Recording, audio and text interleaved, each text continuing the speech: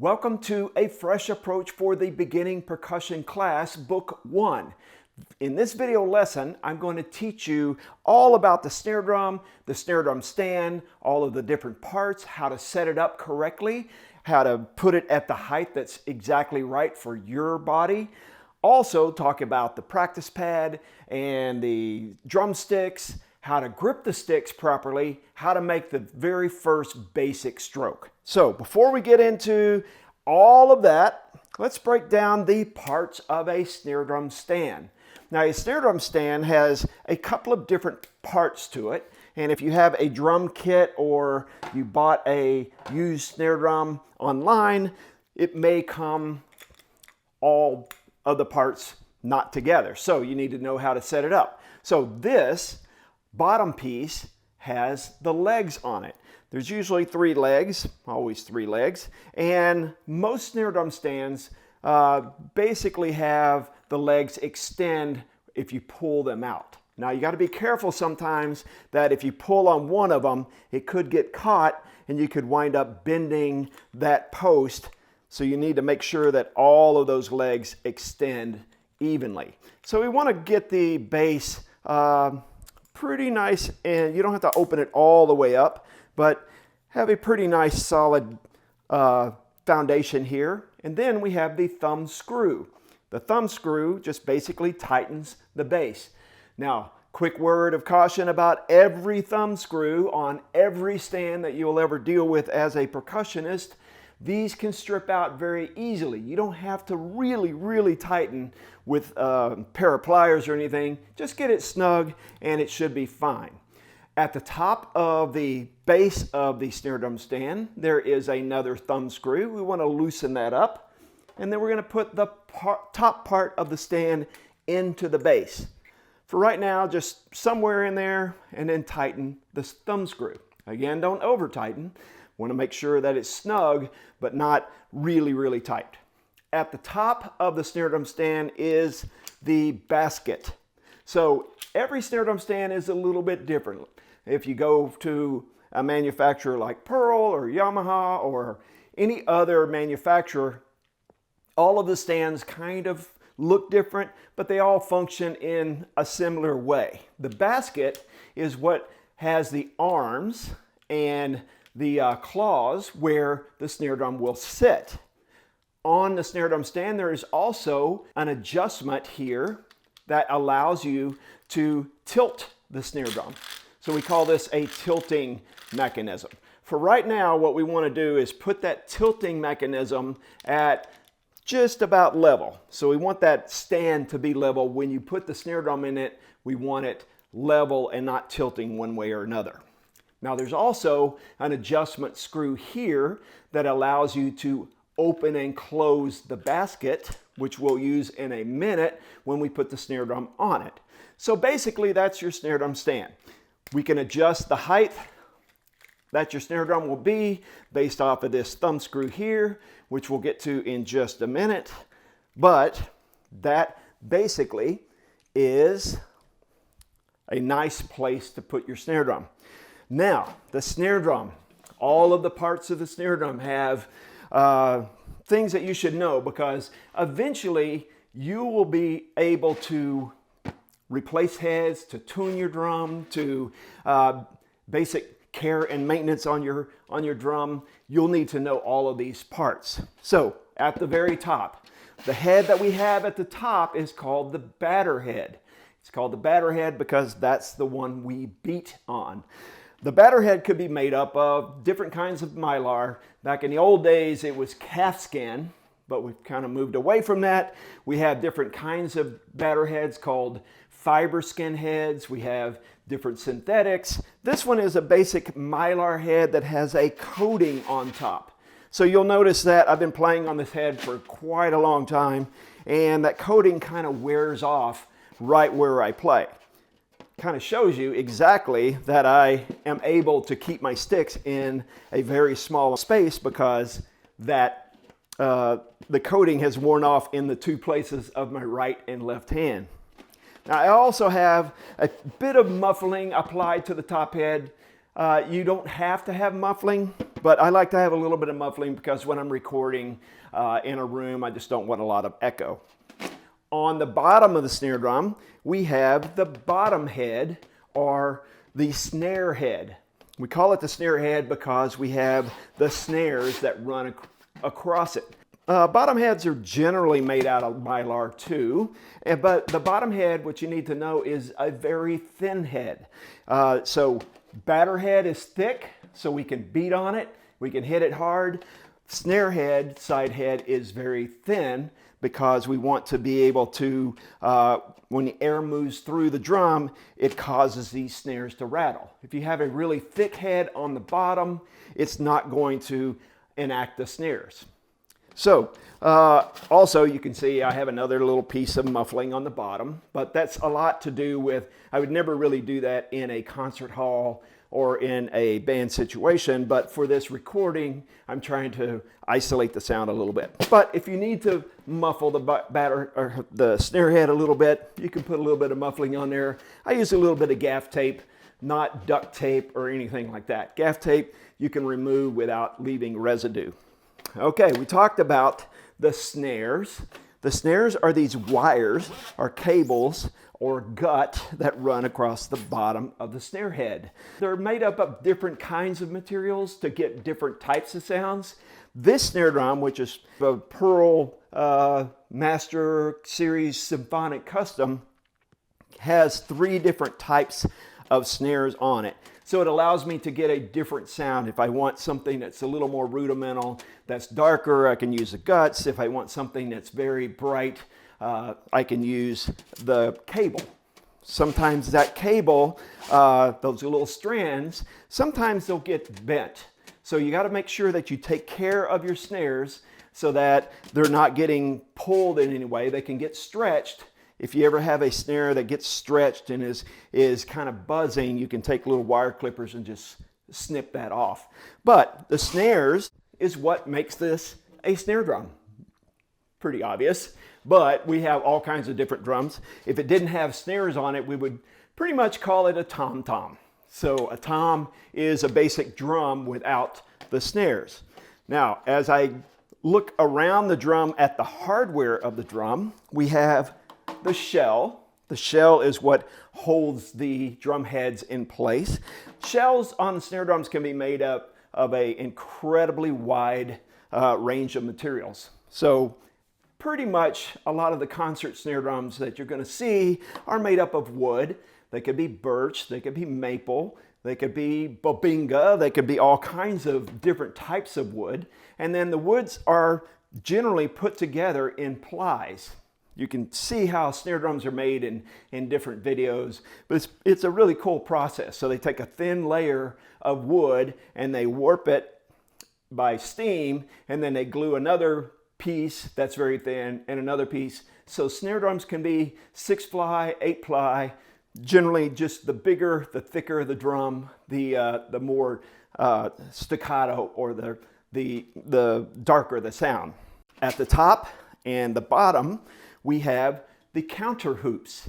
The counter hoops basically are what sits on the drum head, and it's going to allow us to tune the drum. So the drum head has a collar on it. The snare counter hoop, or any counter hoop, sits on that collar, and then we have a lug casing and we call it a tension rod casing, and the tension rods, those screw into the tension rod casing, and as we tighten it, it basically pulls the drum head onto the snare drum, kind of like a rubber band.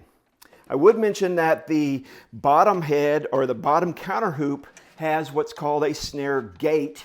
It's a hole or a space in the bottom rim that allows the snares to go through. So counter hoops on the bottom are a little bit different than counter hoops on the top. Finally, on the snare, every snare drum will have what we call a throw off. This throw off is basically how we turn the snares on and off. We're not really turning them on. All we're doing is loosening. When we take the snare throw off in the off position, We're loosening those snares so that they're not touching the bottom head. When we pull the snare throw off on, here I have 3 of them, usually they only have 1, it stretches the snares across that bottom head. So when we hit the drum, how a snare drum actually makes its distinctive sound, when we hit it, air moves through the drum, through the shell, basically vibrates this bottom head. The vibration is picked up by the snares, and it gives it a little bit of a rattle type of sound. You've heard snare drums before. That is pretty much it on the snare drum as far as the parts go. We'll show you how to tune the drum later, but for right now, I'm assuming that you have a snare drum that's put together and is ready to play. So what we want to do is take the snare drum and put it into the basket of the snare stand. Now, let me warn you, remember I said the bottom head or the snare side head is very thin. Usually, if you just slam it down into that basket and you're not really careful, one of the claws or from the arm that sticks up may puncture that bottom head. So we have to be very careful to make sure that the basket is all the way open and that we gently put the drum into the basket. Now we generally want to, a lot of what I like to do is have the logo of the drum match up with the logo of the shell. But sometimes people like to have the logo lining up with the snares themselves. So once we put that within the basket, we want to make sure that the arm or the claw is not affecting the snare mechanism in any way. So we don't want that arm or those claws to be on the gate of the counter hoop. We also don't want it to be touching the snares. But once we put it on here, the next step is going to be to adjust the basket arms. And we want to get it all the way snug. The reason why we want to do this is so that if somebody inadvertently knocks your snare drum or bumps up against it, the snare is not going to fall off of the stand. You should be able to pick up the snare drum and the stand comes with it. Now, let's talk about the height of the snare drum. What we want to do is set the height based off of your height, however tall you are. There's some short people, some very tall people. We want to make sure that we all have a very consistent approach. Basically, what we're trying to do is base it off of where our elbows and our shoulders being relaxed. If I pick up my arm, you can see that my arm is nice and relaxed, my shoulders are relaxed, my elbows are close to the body. I'm just picking up my arms. I can get a parallel on my forearms, but we want to be slightly below parallel. So everything is based off of this position. So do this with me. You can stand up or you can sit down, but I want you to relax your arms to your side. Then I want you just to shake it out a little bit, making sure that everything is really relaxed.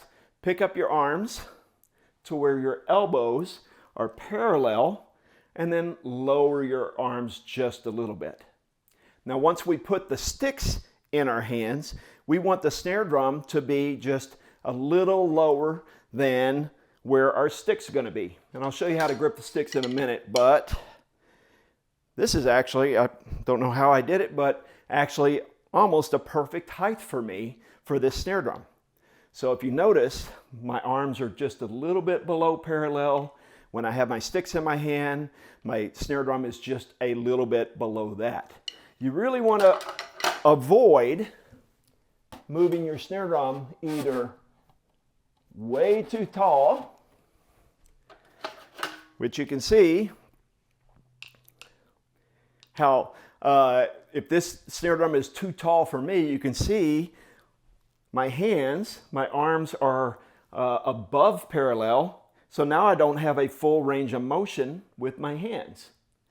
Or if I have the snare drum way too low, then my arms are down here, You can see that, again, I don't have a full range of motion with my hands because my arms are not in a nice, relaxed place. So we want our hands and our forearms to be basically an extension of our hands to be an extension of our forearms. So if you took your stick like this, that's the way we want our hands to be.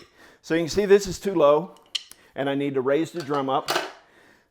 So a couple of things. If you are a small player or young, sometimes snare drums are really heavy. So you want to make sure that when you're raising the drum up that you're very careful. The thing that you probably want to do is take the snare off of the basket, raise the stand up, put the snare back on the basket, and adjust it until you get to the right height. But the other thing you can do is hold the basket with, if you're really strong, hold the basket with one hand, with the other hand, loosen that. You can do this on the ground, but I'm doing it so you can see it on the camera. Use the other hand to raise and lower the snare drum. So once you get it to that place where it's exactly perfect, that's pretty good, just a little bit lower. That's perfect for me, for my height, because you can see where my forearms are. Now, if you have your snare drum stand, not the school snare drum stand, but if you own a snare drum stand and you want to set it up perfectly every single time, I would encourage you to take a marker or a piece of tape and just tape right here. That way, when you put your snare drum together, you know exactly where it's going to be every single time. Okay, now, one of the things that we use pretty often before you even get to playing on the drum is a practice pad. A practice pad basically helps us be able to practice the drum because drums are very, very loud. We want to make sure that we're not annoying everybody and we're protecting our hearing. So playing on a practice pad is a very good idea. You definitely want to get on the drum as much as possible because it definitely has a different feel and sound to it. But a practice pad is a good option for you. Sometimes if you don't own a snare drum, you can get away with just buying a practice pad and a snare drum stand and using that. I recommend that you don't buy a practice pad and just set it on a music stand because it's not as adjustable and not as sturdy. So a practice pad, this one is a Vic Firth Heavy Hitter stock pad.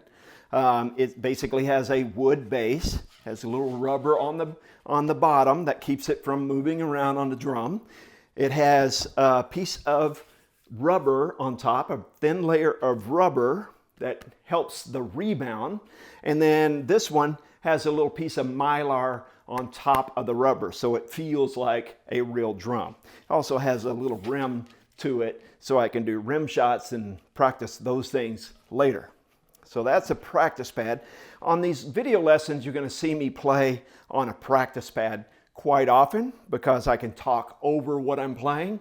But on the video performances in PadLab, you'll see me play on a real drum. All right, let's talk about the sticks. The sticks are made of wood, okay? There are different kinds of sticks that you can buy that may be made of metal or synthetics, but in general, you're gonna find the best sticks are made of wood. There's different types of wood. You can have hickory wood, which is very durable, very sinuous, heavy piece of wood. Those are great for drum set players, but they really don't have a lot of flex to them because they're very stiff. You'll see almost all drum set players play with hickory drumsticks.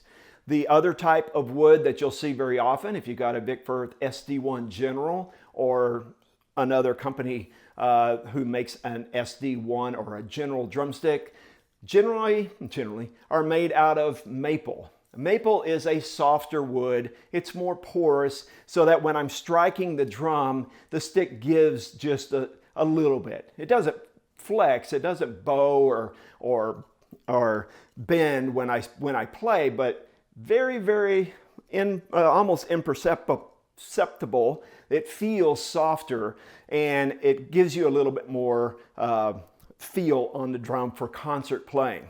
This is a persimmon stick. Persimmon is just a little bit between the maple and the hickory. I really like the feel of persimmon sticks. They're a little bit more expensive. Persimmon wood is not as readily available as maple or hickory, but I really like these. And if you take care of your sticks, they last for a long time. I've had these for several years and I use them all the time. So every drumstick will have the parts to it that you need to know. Your bead is the tip of the stick, sometimes called the tip, sometimes called the bead.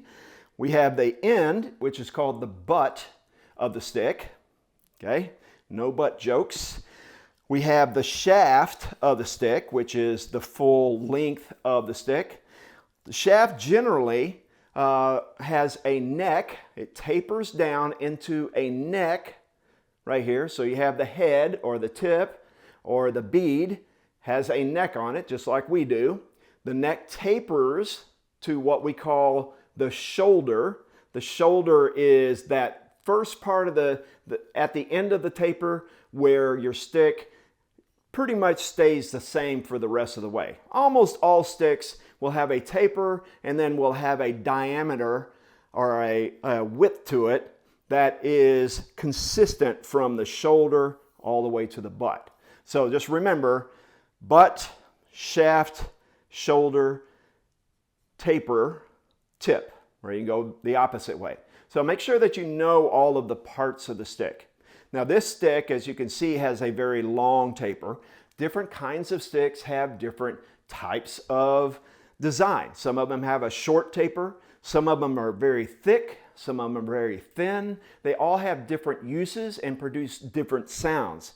For concert playing, we want a general stick that has a good kind of fat diameter to it. We don't want to use 7As or very 5As. We don't want to use sticks that are designed for drum set that are very light. We want to make sure that the thicker stick, the heavier stick, moves a lot of air through the drum. That's why generally you'll see people on concert drums or even rock drummers play with bigger sticks because they really want a big sound. The last thing I'll talk about before I get into how to grip the sticks and how to produce the stroke is a very important device that we use as percussionists called a metronome. A metronome basically helps us keep the tempo. Now this is an old school metronome. There are even more old school metronomes that have a little lever that ticks back and forth, and you've probably seen those before. I like this because I can turn it on and dial in the tempo, and I can dial in my subdivisions of eighth notes or sixteenths or triplets pretty quick. You can also get a metronome app on your phone, which is very handy because nowadays we all have our phones with us all the time. You don't have to worry about carrying another device with you. If you need a metronome, you don't have to worry about batteries and that type of thing. So it's very important that you get a metronome and that you practice with it all of the time. The other thing that you may want to consider purchasing is some hearing protection. If you're playing on a drum and not a practice pad, hearing protection is an absolute must for any drummer or any percussionist. You can get the foam, cheap foam ear pieces that you just shove in your ears. Okay, those are okay, but it kind of muffles all the sound.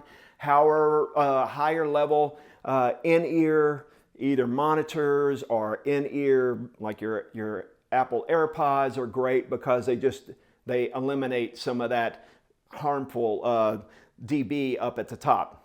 Decibel levels that are at the top that start affecting your hearing. You can also get full headphones that will isolate the sound. So I really encourage you to check out all of those options because that's going to help you with your practice and it's going to keep your ears safe as we move through your whole journey in percussion. In the next video, I'll cover how to grip the sticks and how to make the proper rebound stroke.